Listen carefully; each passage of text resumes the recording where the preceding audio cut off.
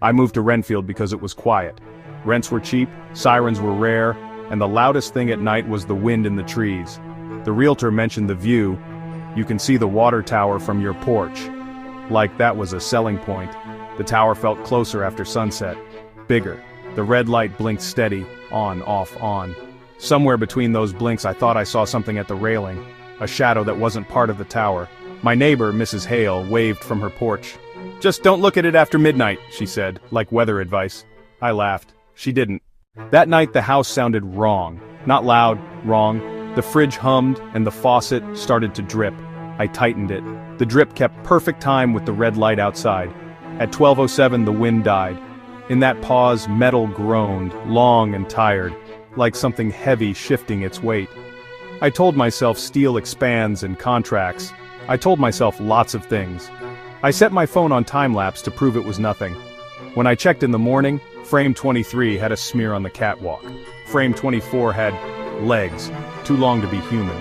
By frame 25 the catwalk was empty. The tap water tasted metallic, penny on the tongue. I let it run. The smell got stronger. I told myself it was the old pipes. The tower fed the whole town, right? Maybe that made it normal. At 11:53 the neighborhood dogs went off like an alarm. Then, nothing. Not a single bark.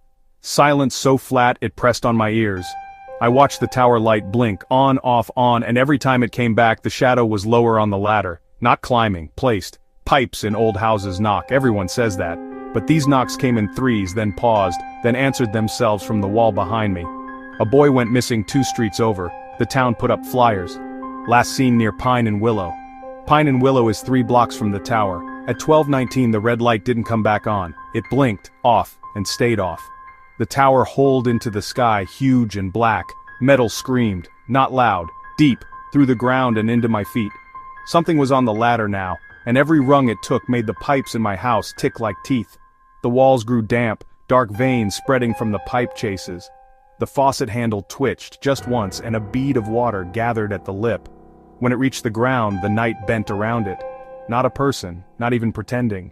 The arm that touched the gravel was too long, too careful. I blinked, and the hill was empty. No tank, no ladder, just 4 rings pressed into the grass like something with 4 feet had stood there for a century.